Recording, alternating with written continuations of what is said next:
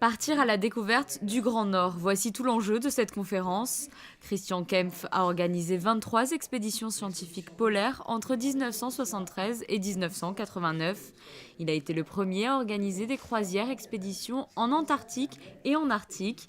Spécialiste de ces régions froides, il présentait au grand public la semaine dernière les principaux attraits de ces voyages insolites. Ces régions sont en fait des régions témoins.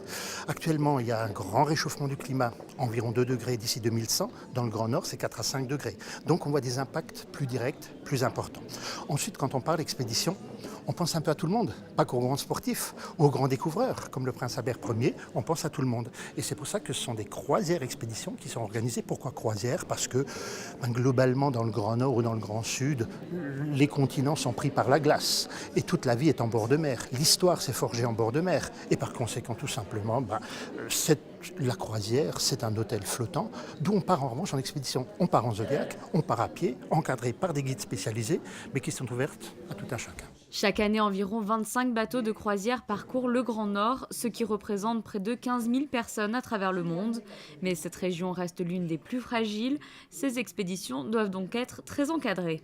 Et si je prends l'exemple de l'Antarctique, certes énorme, hein. L'Antarctique c'est 25 fois la France, mais il y a 1% de l'Antarctique qui est ouvert au tourisme, c'est tout.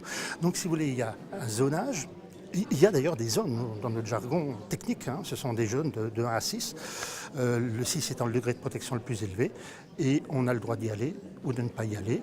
Et enfin, il y a une organisation sur place, il y a un guide pour 7 ou 8 personnes, des guides que nous formons, ici en France et sur le terrain là-bas. Non, c'est un tourisme très encadré. Ces voyages d'exception vous plongeront au cœur du Grand Nord à la rencontre d'une faune sauvage surprenante.